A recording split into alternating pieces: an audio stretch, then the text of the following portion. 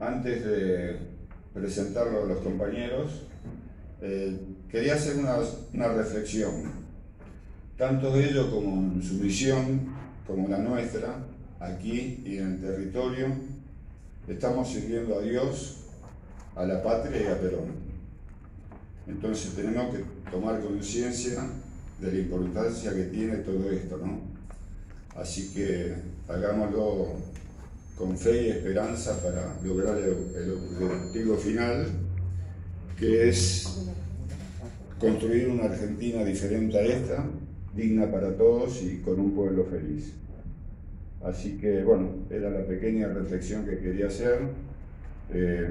A lo largo y a lo ancho de la Argentina hay militantes como nosotros que cumplen el mismo rol y que están bregando por una justicia social y para una salvación personal, comunitaria y de todo el pueblo argentino.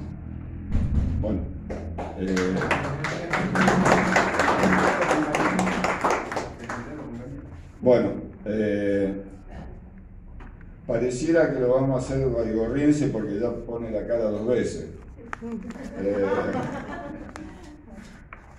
Juan Pablo Gambandé, la señora Mayra de Catoni, la esposa de Fabio, que vino en la clase anterior, y hemos importado de los pagos del cura Brochero a Guillermo Sosa de Río Cuarto. Lo importamos y lo dejamos en Rosario, así que es por la tonadita que va a tener, ¿no? Así que bueno, nada más que eso. No sé si comenzás, vos querés decir algo. Yo lo que me gustaría es que cuando termine la materia, que es digamos, una de las principales, la doctrina peronista, que pregunten, pero que se animen a preguntar, porque si no pregunto yo, me hago el que, qué sé yo, pregunto, pero hay que preguntar, porque es algo, es como decía, yo siempre repito lo mismo, es como decía Vita, el peronismo se siente y se comprende. O sea, lo sentimos porque somos peronistas, eso ya está, ya lo sentimos, pero hay que comprenderlo, y más la doctrina, que es el gran logro del general Perón, darle la doctrina al movimiento nacional, es eso, comprenderlo y pregunten, pero pregunten sin tener vergüenza, si acá somos todos una sola cosa, somos todos compañeros, eso nada más. Ya, y ahora hay una mujer en la charla. Bienvenida. Bueno, muchas gracias compañeros a todos. Gracias por recibirnos acá en el partido. Que en el partido siempre uno encuentra hermanos, digamos, compañeros y hermanos en la patria. Eso es importante siempre. Así que bueno, feliz de estar acá. Bueno, nosotros, el tema de hoy es el justicialismo. La verdad que es para mí, yo creo que el justicialismo, la doctrina tenemos que estudiarla, no alcanza una sola clase, siempre le digo, porque tiene que estar en profundidad tratado el tema. Cada palabra, o sea, tiene que estar bien a conciencia de lo que se dice. Bueno, cuando Perón en el 55,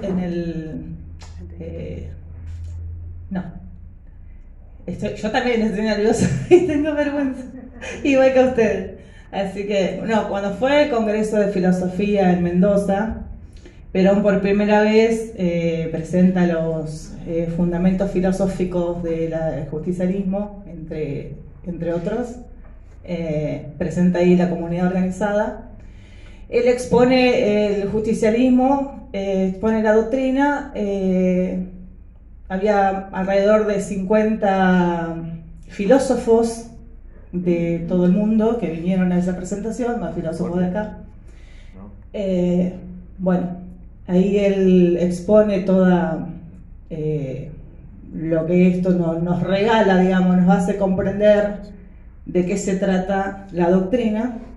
Pero bueno, para que no quede solamente para filósofos, dice Perón, para que lo conozcan, porque si no tenemos la herramienta, si no la conocemos, ¿cómo la vamos a desarrollar? Entonces, para que no se quede ahí, Perón pide que se haga más amena, que se haga más entendible, para que el pueblo lo pueda aprender. Entonces, bueno, ahí Raúl Mendés es un santafesino, nacido en Esperanza, médico. Bueno, él escribe el justicialismo. Perón está feliz cuando lo lee, le parece muy práctico. Así que, bueno, es en base a eso que vamos a trabajar hoy a Raúl Mendés. Bueno, ¿cómo empieza todo esto? Primero se plantea el gran problema de la humanidad. ¿Cuál es el gran problema de la humanidad? Desde que existe la humanidad misma, siempre fue el mismo. Y tiene que ver con conseguir la felicidad. Siempre buscamos eso. Desde que existe la humanidad, siempre el hombre busca eso, la felicidad.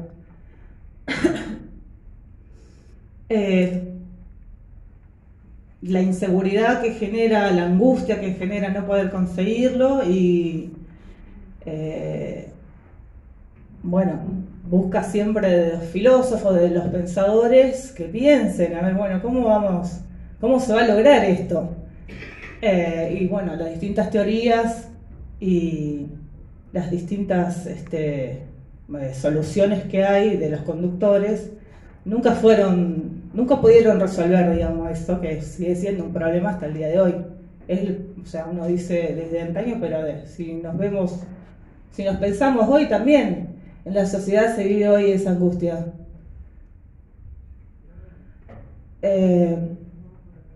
Bueno, ese es el gran problema, conseguir la felicidad. Después se plantea el problema más chiquito, que tiene que ver con la angustia individual, o sea, la angustia de los hombres, de las mujeres. Que bueno, también es conseguir su felicidad. Bueno, ¿qué es lo que lo va a hacer feliz? Y eso depende de qué es lo que quiere, ¿no es cierto? ¿Qué es lo que nos va a hacer feliz a nosotros? ¿No? Podemos preguntarnos a nosotros mismos qué es lo que nos hace feliz. Para saber qué es lo que le va a hacer feliz, debemos conocer cómo está constituida la persona. Y esto me pone nerviosa, ¿lo puedo dejar? Sí. Sí, porque lo tengo ahí. Si querés te lo tengo. Bueno, entonces eso, ¿cómo estamos constituidos? ¿Nos conocemos realmente nosotros? Bueno, desde la concepción de Perón, dice, nosotros somos materia y somos espíritu. Somos eso. O sea, esa es la verdad, es la realidad concreta de las personas. Somos materia y somos espíritu. Entonces, lo que se tiene que lograr también es un equilibrio entre esas dos partes, digamos, de las personas. Y bueno,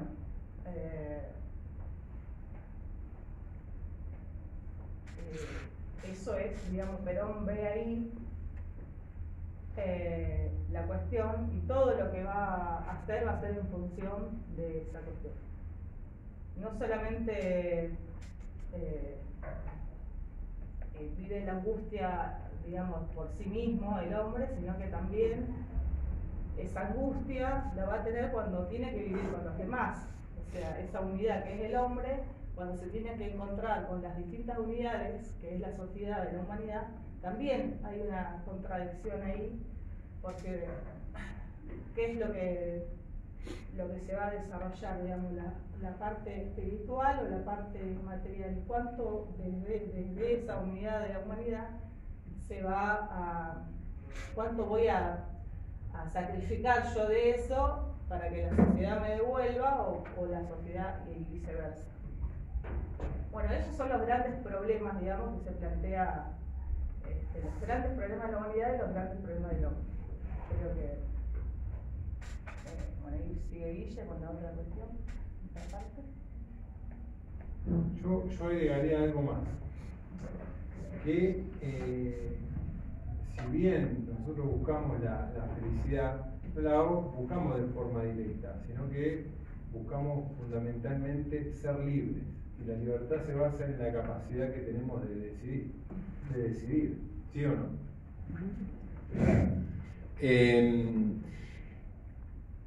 Y el librito este de Mendé, que es sencillo y es estructural, va más allá de una idea que se ha tenido de la doctrina justicialista como tercera posición, ustedes lo han escuchado así, que respondía a la coyuntura del momento en que se desarrolla el peronismo, que era la lucha en su momento entre el comunismo por un lado y el capitalismo por el otro.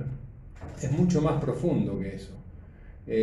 Perón, Dugin, que es el filósofo ruso, decía es el conductor o el político que se ha preocupado por el ser.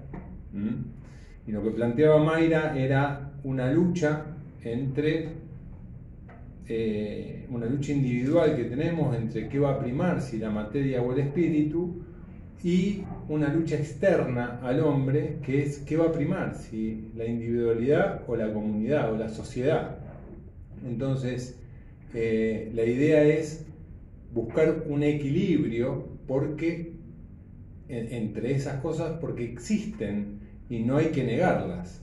Y la humanidad a lo largo del tiempo ha practicado distintas posturas con respecto a esos temas. Por ejemplo, en la Edad Media se le dio mucha, era un individualismo espiritualista, ¿no? No lo tenía que decir vos eso, Guille, ¿no? Bueno, yo no iba a hablar, pero bueno, me sentaron acá, algo voy a proponer. Y digo, no fue tan bien porque se despreció la materia, y estamos constituidos de materia, y se despreció la sociedad la cual nos contiene. Y después en otras épocas ha primado otra cosa, como el comunismo, por ejemplo, a mi entender, despreció la individualidad y la espiritualidad. Y eso fue un mal importante. De hecho, nuestra civilización cristiana, porque pertenecemos a esta civilización occidental cristiana, se ha basado en el desarrollo espiritual. Pero lo que no puede hacerse es un desprecio de la materia. O viceversa, darle mucha bolilla a la materia y despreciar el espíritu. Entonces Perón lo que ha planteado es esta cuestión, bueno, Guille está siendo más técnico, más esquemático, pero esta confrontación entre la pelea que tenemos todos los días y que tiene que ver con la relación que tenemos con el otro, con el próximo, con el compañero. La otra vez una persona habló acá, no me acuerdo quién, habló del prójimo y aclaraba esto del próximo. Eso es lo que nos ha generado los conflictos que hoy en día tenemos y que son constantes, porque si bien el mundo cambia y nosotros vemos algunos cambios en ciertos parámetros, tenemos que indagar también qué es lo que nos ha mantenido o hemos mantenido como continuidad. A mí me gusta mucho la historia, y un historiador italiano hablaba que la historia es el estudio de los cambios en el tiempo, y se olvidaba de lo importante, que es lo que no cambia en el tiempo. Y si podemos, es un problema filosófico,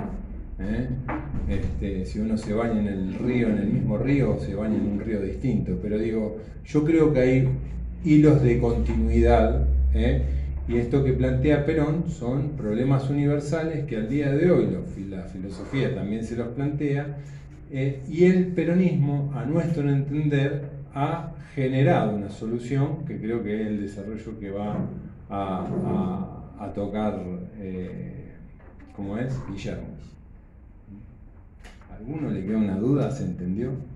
Se entendió.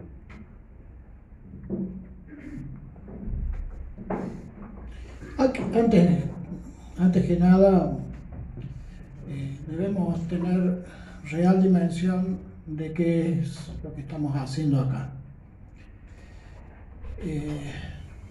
Porque A veces se nos plantea por qué tratar el tema de la doctrina, por qué hacer este tipo de reuniones. Y en realidad, si hoy tenemos un gobierno que no estamos de acuerdo absolutamente para nada, no vamos a analizarlo, las palabras... las palabras estarían de más, ¿no? En gran parte es como consecuencia que el pueblo argentino sufre una colonización cultural.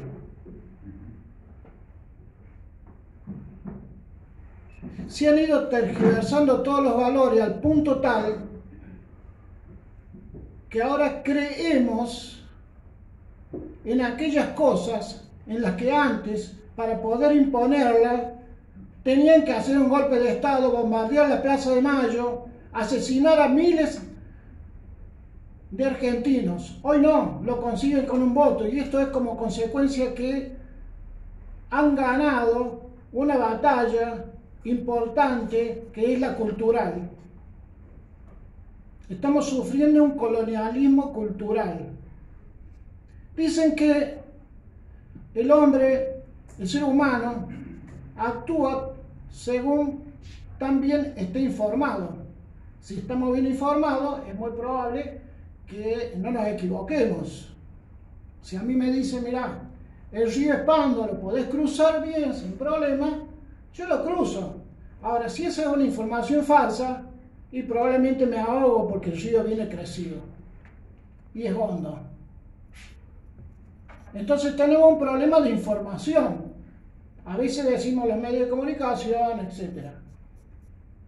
Pero si yo tengo la buena información y me dicen el río es hondo, pero no estoy capacitado para nadar, tampoco logro cruzarlo, porque me falta la formación. No estoy formado suficientemente como para poder cruzar el río. Entonces, lo que tenemos enfrente es una lucha muy importante, que es una lucha por la sobrevivencia personal nuestra, de nuestra familia, porque acá estamos en juego nosotros mismos. Cada uno de nosotros, nuestra familia, nuestros seres queridos, nuestra comunidad y la Argentina toda. Y si ustedes están acá dejando de lado cuestiones personales, familiares, de trabajo, etc., es porque tienen la voluntad, seguramente tienen la voluntad de asumir en sus manos el destino de sus familiares, el destino de ustedes, el destino de sus familiares, el destino de la comunidad, el destino de la patria. Compañeros, estamos acá porque queremos hacernos cargo de esta patria. Queremos asumir en nuestras manos el destino nuestro y el de todos los que constituyen la comunidad nacional. Y eso no es poca cosa. Pretender eso es pretender mucho.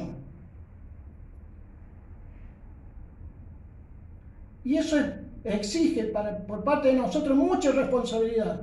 Nosotros no podemos querer tomar en nuestras manos el destino de nuestra familia, de nuestros vecinos, de nuestros compañeros de trabajo y de los argentinos y de una nación si no nos preparamos como corresponde.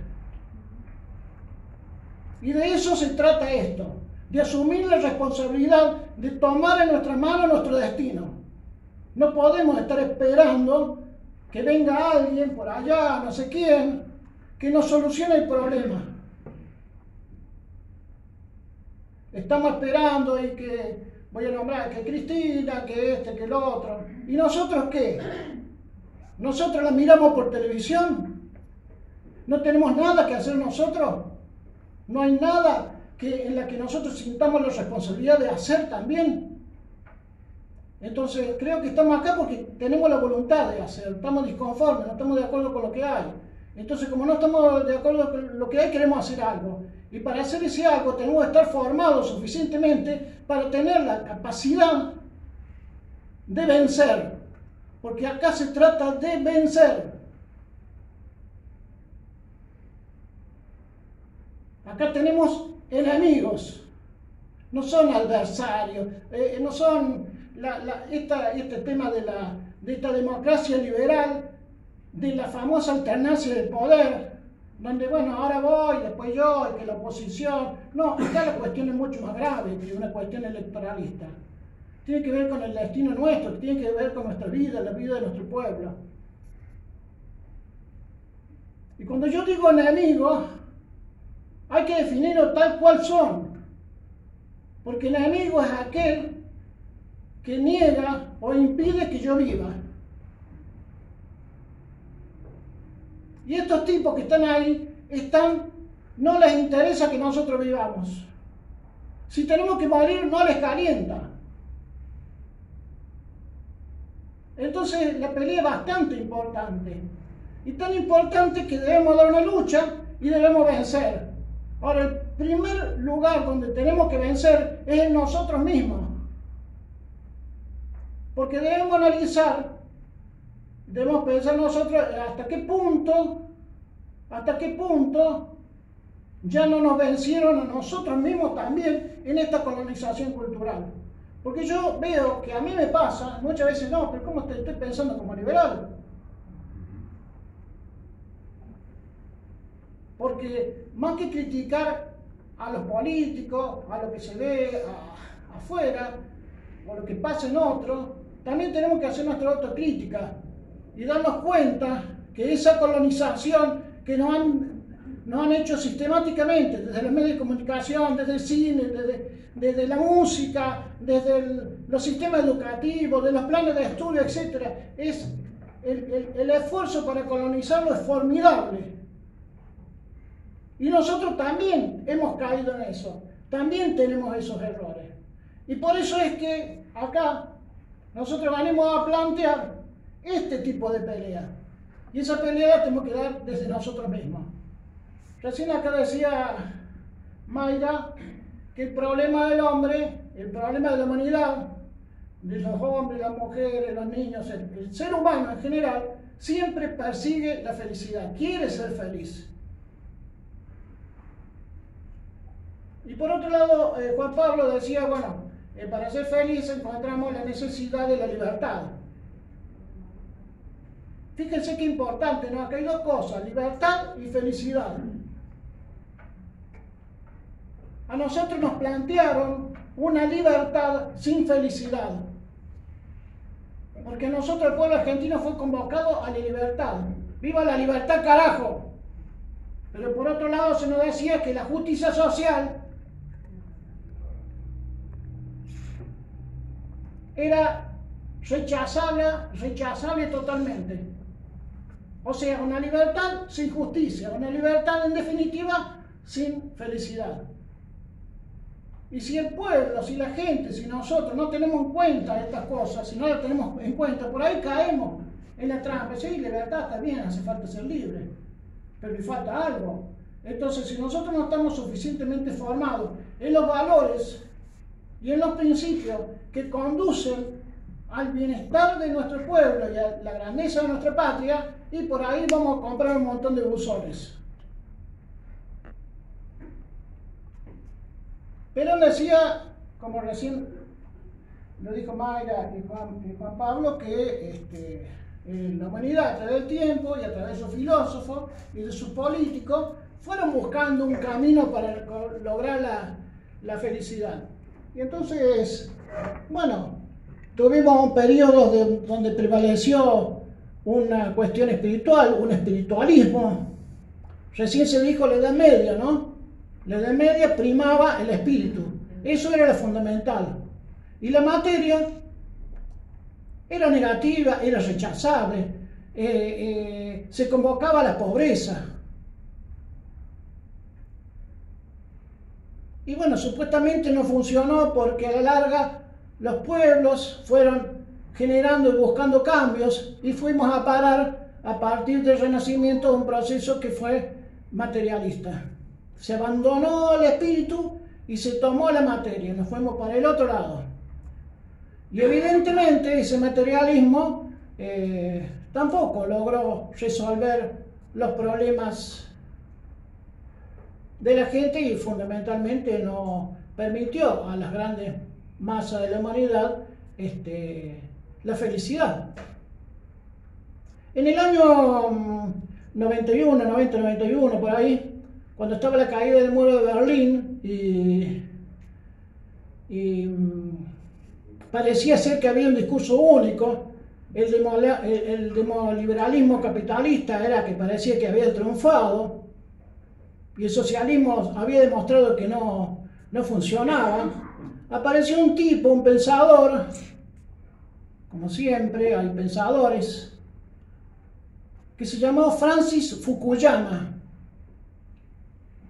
japonés pero de Estados Unidos, formado en Harvard, en la Universidad de Chicago, que escribió un libro que dice El fin de la historia y el último hombre, y hace una interpretación de la evolución del pensamiento del hombre, de las distintas formas de política que se ha ido dando a través de la historia, y por un método dialéctico de tesis, antítesis y síntesis, dice que ese proceso de evolución, o una interpretación hegeliana de la historia, ese proceso de evolución llegó al máximo que puede llegar el hombre para satisfacer todas sus necesidades, y que ese máximo desarrollo del pensamiento era el demoliberalismo capitalista. Eso decía Francis Fukuyama, como diciendo, ya se acabó, ya se discutió todo y esto es lo mejor. Mientras tanto, en ese momento habían 1.100 millones de seres humanos bajo la línea de pobreza. Y de ahí en más, todas las calamidades que estaba sufriendo un mundo excluido masivamente de todo. De manera que debemos tener en cuenta que ese avance fue hasta el día de hoy, desde la modernidad, desde su nacimiento hasta ahora, hubo un desarrollo materialista, primero individualista, después hubo un rechazo al individualismo y se pasó a un colectivismo en la que nosotros podemos reflejarlo en el comunismo, en el marxismo, que parece que tampoco funcionó. Entonces, por un lado tenemos la contradicción, espiritualismo y materialismo. Y por otro lado tenemos el individualismo y colectivismo. Estos extremos nosotros decimos como peronistas que esto, nada de esto, nada, absolutamente nada de esto, por lo menos en cuanto a la experiencia histórica, ha logrado para los pueblos la felicidad. Que debe haber otro camino. Por eso es que Perón, Méndez, interpretándolo a Perón, dice, nosotros no vamos ni por el individualismo, ni por el colectivismo, ni por el espiritualismo, ni por el materialismo. Nosotros somos una tercera posición. Y va a ser como una tercera posición, si acá tenemos una posición, dos posiciones, tres posiciones, cuatro posiciones, como una tercera posición. ¿No? Bueno, lo que pasa es que en ese momento histórico, después de la Segunda Guerra Mundial, en realidad nosotros estábamos en un proceso de materialismo y la discusión materialista era o individualista o colectivista, o sea, o liberalismo capitalista o socialismo real. Entonces el peronismo nosotros somos una tercera posición. Y tercera posición no es estar al medio. Tercera posición es otra posición.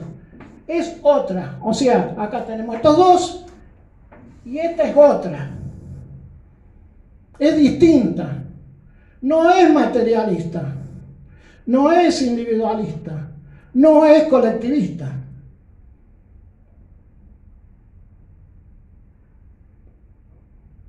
¿Qué es lo que es?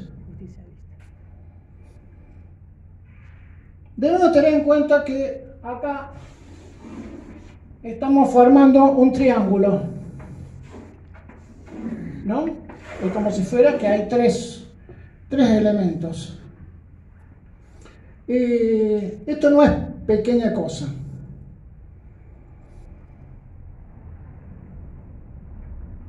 Porque la realidad, el mundo, la historia, el universo, en esta existencia donde nosotros estamos, la mayoría de las cosas se expresan por tres. Nosotros vivimos en una dimensión tridimensional. Ancho, largo, alto. En un tiempo que tiene tres partes: pasado, presente y futuro.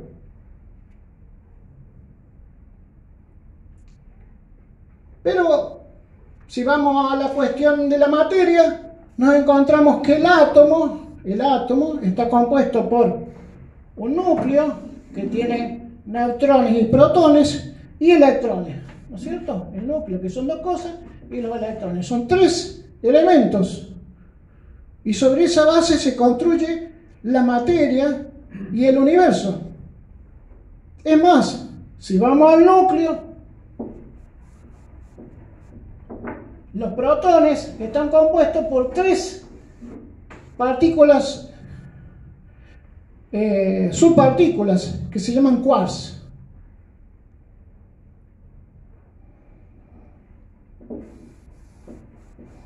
Uno de los mayores pensadores de la historia de la ciencia nos dice que, nos da una fórmula que dice que la masa es igual a la energía por la velocidad de la luz al cuadrado. Con eso sintetiza toda una interpretación del microcosmos y el macrocosmos. Son tres variables que conforman, según cómo se disponga esto, la existencia del átomo, de la molécula, de la materia y del universo. Entonces, cuando nosotros hablamos de tercera posición, no es simplemente una postura antojadiza, circunstancial e histórica, porque por un lado está el marxismo, por otro lado está el capitalismo, y nosotros somos la tercera. Esto es más grave y mucho más profundo, y trasciende el tiempo y el espacio. Hasta el punto que nosotros debemos tener en cuenta que nos planteamos. Evita nos enseñó y nos dijo: mira, acá el problema que tenemos es la oligarquía. El problema que hay es la oligarquía. A tal punto que dijo Evita: yo no le temo a la oligarquía que fue derrotada el 7 de octubre, sino a aquella oligarquía que puede renacer dentro de nuestro propio movimiento. Entonces eso nos exige analizar muy brevemente de qué se trata la oligarquía. Y Evita decía: la oligarquía es un espíritu. La oligarquía no es la sociedad rural o qué sé yo, los banqueros. La oligarquía es un espíritu, dice. Y ese espíritu se caracteriza por la soberbia, la vanidad, la avaricia, el orgullo, el egoísmo, el espíritu de dominación. Más o menos lo mismo que decía Platón en la República cuando habla de la oligarquía. Dice exactamente lo mismo con otras palabras. En vez de decir espíritu, dice es un carácter. Entonces, si el oligarca es egoísta, es vanidoso, quiere dominar, está todo bien cuando él está solo, pero cuando aparece otro con el mismo espíritu, ya hay un conflicto, porque yo quiero dominar y el otro también. Somos dos. Entonces yo, siendo oligarca, trato de construir y dominar y hacer mi estructura de poder para dominar yo, y el otro va a hacer lo mismo. Es bastante difícil que los oligarcas se unan, siempre se van a quebrar. Porque hay una voluntad de dominio por sobre todo, por sobre la naturaleza, por sobre los hombres y por sobre Dios. Por eso niegan a Dios. Por eso destruyen la naturaleza y por eso explotan al hombre. Porque ellos están por encima de esas tres. Vaya, otra vez tres. Entonces, ¿qué pasa? Siempre la oligarquía forma estructuras bipolares. Siempre se reúnen en dos. Y ya lo vemos en la época griega, donde estaban los plebeyos y los patricios. La bipolaridad la vamos a encontrar en todo. Ahora en Estados Unidos se están peleando los conservadores o los demócratas. Siempre Coca-Cola, Pepsi, y así ustedes pónganse a pensar y se van a encontrar que las estructuras que constituyen la oligarquía siempre son bipolares. Entonces, en esa bipolaridad no está el pueblo, porque estamos hablando de oligarcas.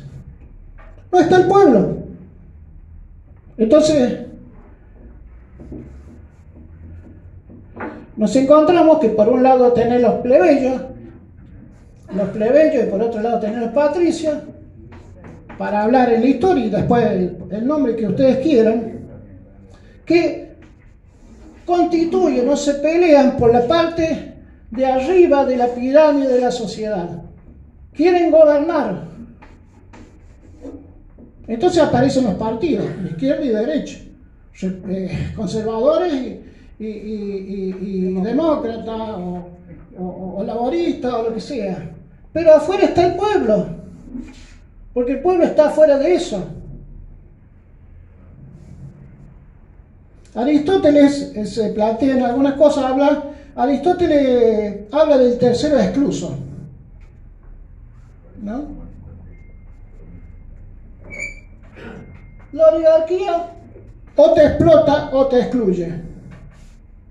Y en esta realidad aparece el peronismo en la tercera posición. El peronismo representa la tercera pata de la realidad. Así como vivimos en un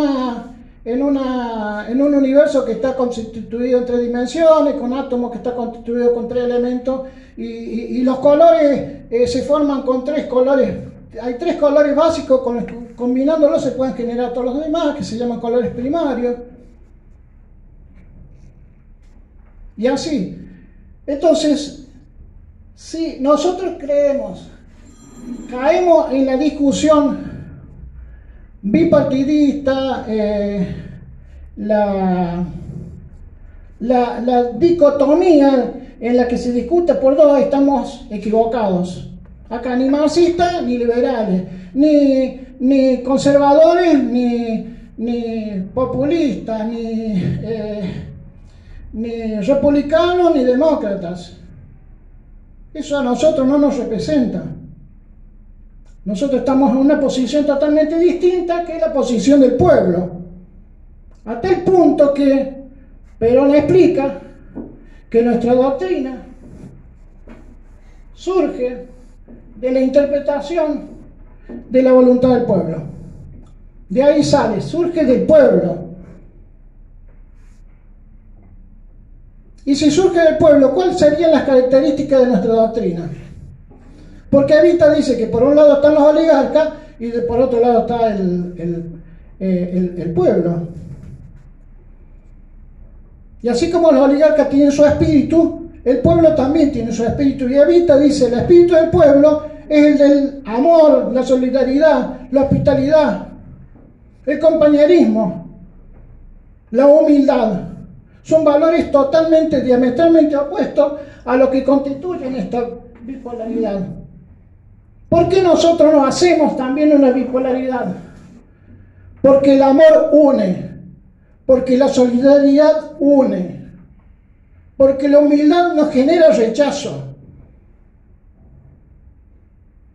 porque la construcción que se puede hacer desde el pueblo es una construcción que tiene valores que permiten la inclusión, la participación, la integración y la justicia.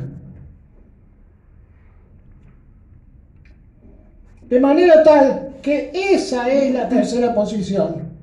Es una tercera posición que surge del espíritu del pueblo, que constituye doctrina, que está muy lejos de las dos posiciones que la oligarquía normalmente nos plantea. Nuestra posición es una tercera porque es distinta a esta que se expresa siempre por dos. De manera tal, compañeros, que en cada lugar donde nosotros estemos, en nuestro trabajo, en la universidad, en el barrio, en la familia, donde sea, siempre debemos tener en nuestra mente, tratar de descubrir cómo se expresa la realidad triangular. Porque nos vamos a encontrar, por ejemplo, con el jefe o el patrón, que va a tener actitud mala, va a tener actitud oligárquica, supongamos. Seguramente vamos a encontrar un chupa media, seguramente vamos a encontrar a alguien que sirva a ese. Siempre vamos a encontrar eso. Entonces, esto nos permite a nosotros comprender en qué lugar nosotros nos tenemos que parar. Ahora bien, hablamos de la felicidad, ¿no? Perón hablaba de la felicidad. Entonces, vamos a ver con una tercera posición, con una posición que surge del pueblo, que surge del espíritu y la voluntad del pueblo, del carácter del pueblo, cómo podemos afrontar el tema de la felicidad.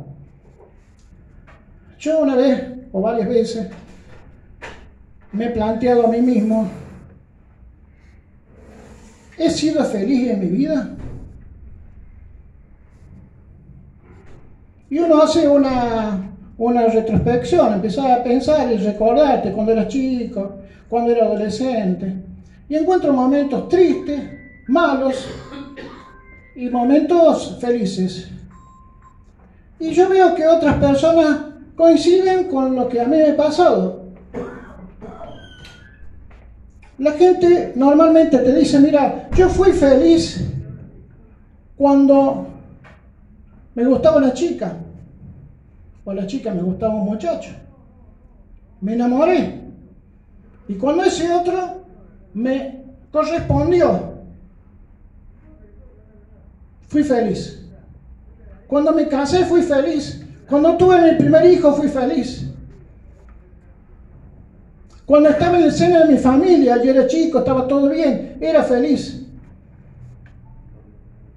Con lo cual, yo voy encontrando que hay un común denominador a la felicidad, que está muy ligada a la felicidad, que tiene que ver con el amor.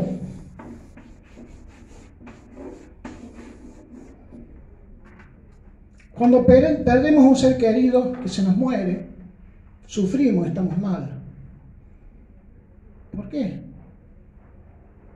Porque es una cuestión de amor. Nosotros decimos que los oligarcas constituyen dos grupos que se enfrentan entre sí, pero que a su vez tratan de explotar al conjunto, de manera que acá hay una lucha, hay un conflicto, y de acá hacia acá también hay otro conflicto. ¿Por qué conflicto? Conflicto sería sinónimo en alguna medida de guerra o contradictorio. Si hay conflicto no hay paz. Y a nosotros nos dicen que para que haya paz hace falta justicia. Cuando hay justicia hay paz. Si hay justicia hay paz. ¿Está todo bien? Hay paz.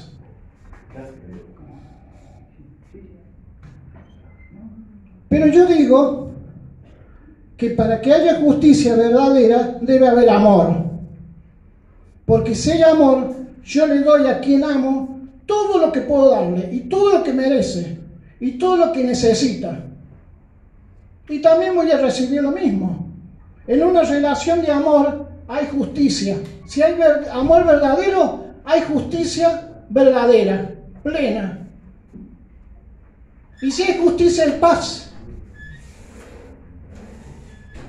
Si hay justicia, hay paz.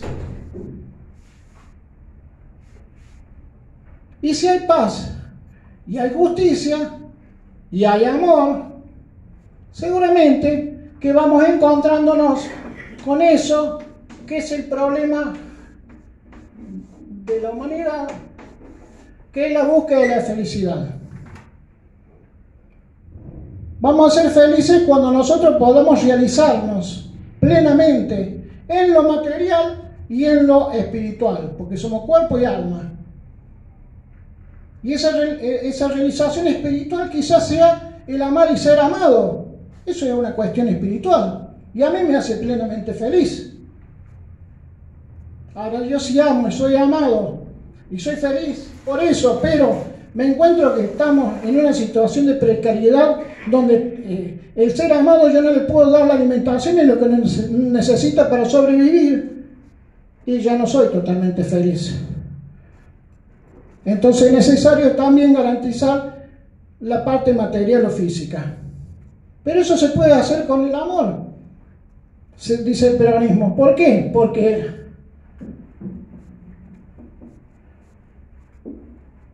para lograr la felicidad se dijo que hacía falta la libertad, ¿no?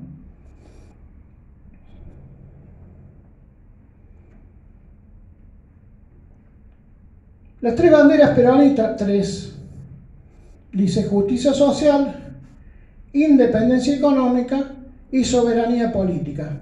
Para que haya justicia social, nosotros vamos a ser independientes económicamente, eso implica libertad.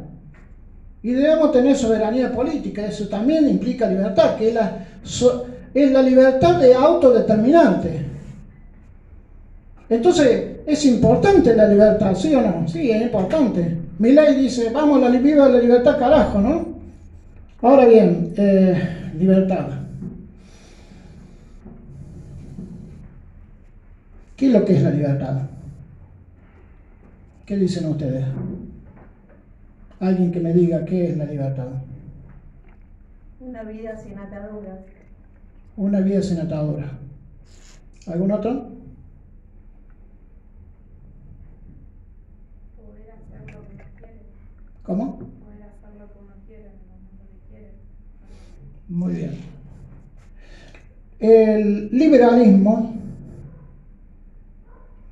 que ellos tienen la palabra liberal, supuestamente saben mucho sobre la libertad, ¿no?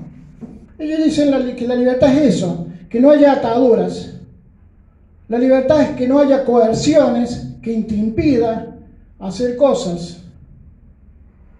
Eso dicen ellos, porque definen la libertad negativamente, por la negación. Es libre cuando no te impiden asumir la libertad.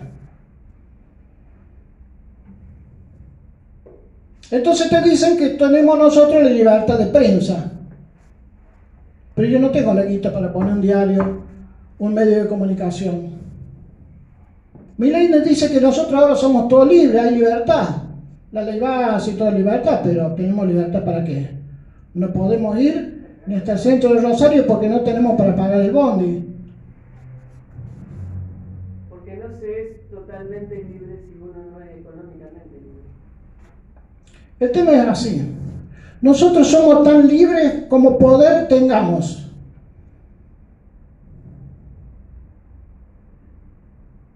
Mientras más poder tengamos, más libres somos. Si yo tengo mucha plata, que es uno de los atributos del poder, pero no el único, y mi libertad va a ser mayor. Me puedo ir a Miami, me puedo ir a las Islas Canarias, puedo ir, venir a hacer lo que se me antoja, porque tengo con qué.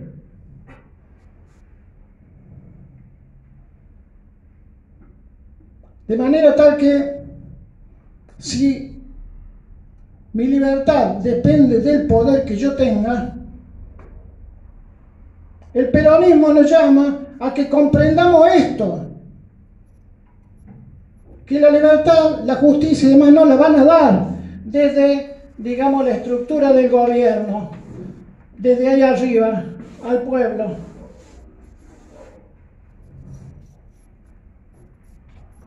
Si nosotros acá abajo, al pueblo, no construimos poder, no vamos a ser libres. Porque este gobierno, aún teniendo la voluntad, se va a encontrar con estructuras de grupos hegemónicos que tienen tanto poder que terminan imponiendo los gobiernos. Y si hay un gobierno que sale de la voluntad del pueblo, termina encerrándolo e impidiéndole hacer cosas. Y este gobierno no va a poder hacer absolutamente nada en frente de estos poderes hegemónicos, poder financiero, las multinacionales, el famoso círculo rojo, qué sé yo. Todo esto no se va a poder hacer nada si no tiene poder, porque tener un cargo, aún sea de presidente, no alcanza si no se tiene el poder. Y el poder se tiene con la construcción del poder del pueblo. ¿Cómo es el tema? Si yo soy solo, voy a poder determinadas cosas. Ahora, si estoy con otro, vamos a poder conseguir más cosas. Si somos 3, si somos 4, si somos 10, ya podemos más. O sea que el número y la organización tiene que ver con el poder. Por eso es que nosotros podemos construirlo a eso, porque nos vamos a poder unir, porque si damos privilegio y damos lugar a la solidaridad, a la humildad, a la hospitalidad y al amor, es fácil que nosotros nos juntemos, nos reunamos. Y si nos reunimos, vamos a construir cuestiones de poder y vamos a lograr ser un poco más libres. Cuando nosotros decimos hay que empoderarse, ¿qué es empoderarse? Hay que empoderarse. ¿Qué decir vos tenés poder? Es reconocer a alguien, mirá vos. No, empoderarse implica ni más ni menos que aquella persona que se empodere, primero, sea dueño de su propia decisión, de su libre albedrío, porque hay algunos que estamos colonizados mentalmente, entonces ya no existimos, somos como una máquina, nos manejan desde afuera. Pero en la medida que nosotros asumimos nuestro señorío sobre nosotros mismos, nuestro empoderamiento depende de que nos reunamos con otros y construyamos estructuras de poder que nos permitan avanzar en la cuestión de la libertad. En esto más o menos sería, nosotros le vamos a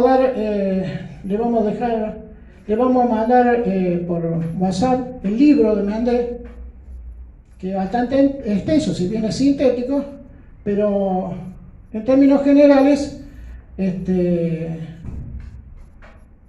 se plantea que la humanidad no ha resuelto el problema de la felicidad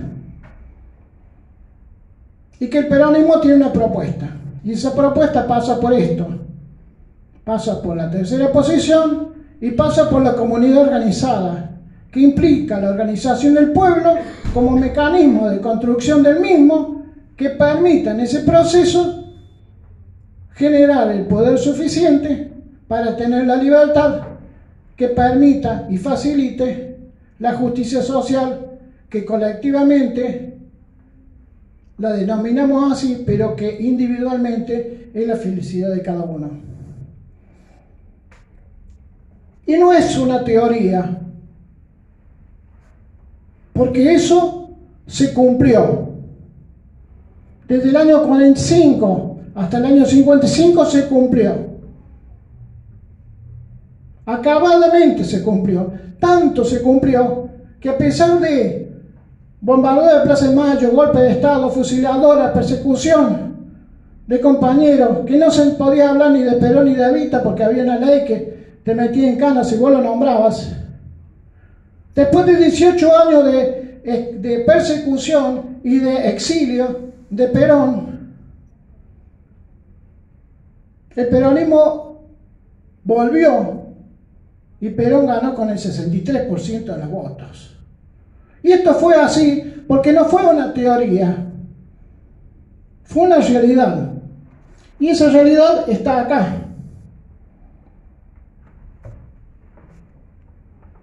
Acá tenemos las obras del primer plan quinquenal. Vayan pasándolo y vayan viéndolo. De manera que fue algo que se concretó en la realidad. Y es posible que nosotros también lo hagamos en la medida que asumamos cuál es la doctrina, cuáles son los principios, por dónde tenemos que ir, que no nos dejemos manejar, colonizar mentalmente y que hagamos como yo digo, mira, yo veo la realidad según los anteojos que tengo. Si estos anteojos tienen un color, un vidrio que es azul, yo lo voy a decir, está lleno de pitufo. Todos azules. Y si mis lentes, mis vidrios son marrones, y yo los voy a ver todos marrones. Porque nosotros vemos según los anteojos que nos ponen. Y esos anteojos es la cultura que se nos ha instalado para desde dónde ver la realidad. Y lamentablemente a nosotros nos han enseñado a ver la realidad con unos anteojos liberales. Y en algunos casos, como contradicción, anteojos marxistas. Y si nos ponemos los anteojos marxistas, y vamos a ver todo en términos de lucha de clase, por ejemplo. Y como nosotros queremos esa realidad, tenemos que ponernos los anteojos que nos permitan interpretar la realidad desde el peronismo, no desde lo que dicen los medios de comunicación de izquierda o de derecha. Tenemos que interpretar la realidad desde los principios de nuestra doctrina. Y eso nos va a permitir comprender si podemos pasar el río y si estamos en condiciones de pasar el río. Y esto de pasar el río es lograr dar vuelta a la realidad de la Argentina, vencer y poder construir una Argentina en la que todos los argentinos, desde los niños hasta los ancianos, seamos felices. Bueno, ahora vamos a pasar a lo que ustedes quieren decir, algunas preguntas.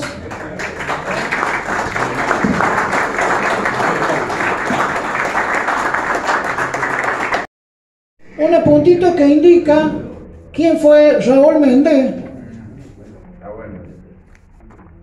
porque lo hacemos por lo siguiente, porque si nosotros somos peronistas y queremos formarnos como peronistas, lo que debemos hacer es leer a Perón y Evita.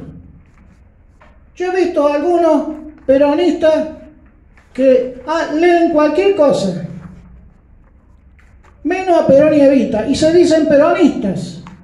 Yo no niego que nosotros tengamos que leer todo, porque yo he leído a todos, de izquierda a derecha todos, y los pensadores de la humanidad todos, pero primero lo leí a Perón y Evita.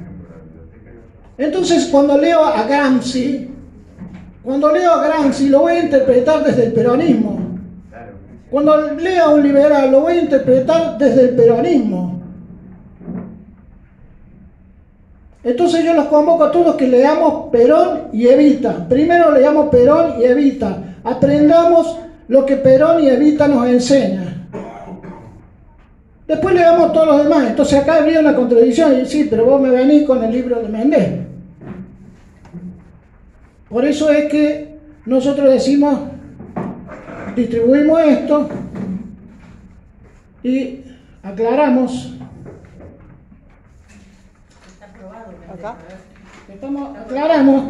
Aclaramos que este libro tiene un prólogo firmado por Perón, donde dice: el justicialismo del doctor Raúl Méndez es un aporte valioso y honrado a la divulgación de nuestra doctrina y es un ejemplo de su interpretación y de su sentimiento.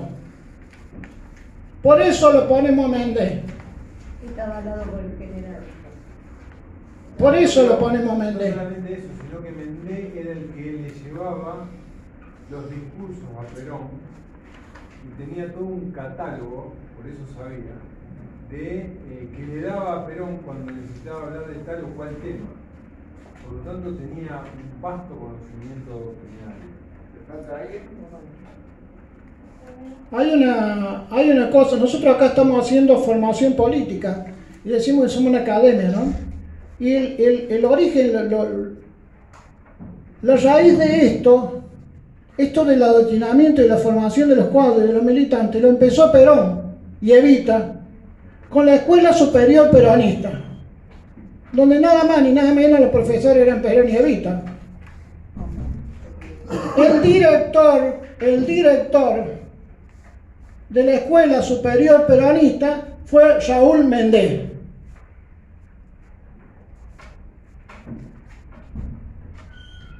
Que es santafesino, que fue intendente de Esperanza, que fue ministro de Asuntos Técnicos, que tuvo nada más ni nada menos que la responsabilidad de coordinar el armado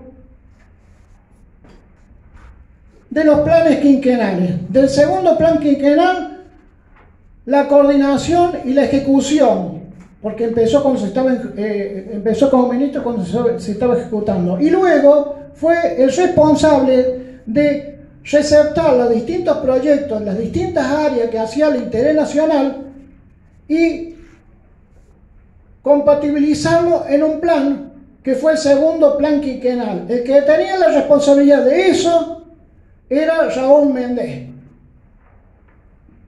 Pequeña y pavada responsabilidad le dio Perón, que era la posibilidad de coordinar, de vertebrar todas las realizaciones argentinas como un plan destinado a lograr la soberanía política, la independencia económica y la justicia social. Y acá hay algo importante que debemos tener en cuenta. Que el peronismo siempre tuvo un proyecto, tuvo un plan quinquenal, un plan trienal. Nosotros no dejamos librado, el peronismo no deja librado al mercado lo que se debe hacer, por dónde debe ir el desarrollo de la economía y de las distintas realizaciones de la sociedad. No pasa solamente por consumismo. No pasa solamente por darle plata a la gente para que consuman y así se desarrolla el país. No, no, no.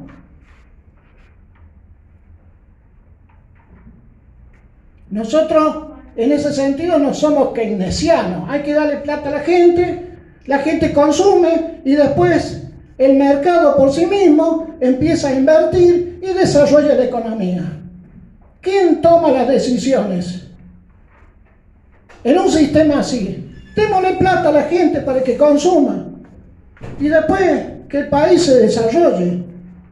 ¿Quién decide? Deciden los capitalistas. El famoso mercado. En la doctrina peronista se plantea que el que decide es el pueblo organizado como comunidad organizada, conjuntamente con el gobierno del pueblo. Es el gobierno el que decide hacia dónde va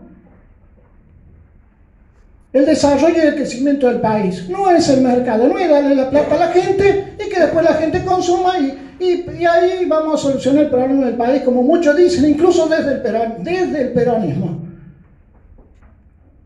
Si no tenemos un plan, un proyecto concreto, y un plan significa objetivos de corto, mediano y largo plazo.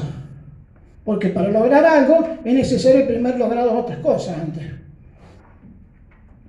Bueno, por esta razón hablamos de Mendés, porque no solamente que fue el presidente, el director de la Escuela Superior Peronista, no solamente este libro fue aprobado y aconsejado y promovido por Perón, sino que también fue el que tuvo la responsabilidad de coordinar el desarrollo del primer plan quinquenal y la estructuración y elaboración del segundo. Nada más ni nada menos.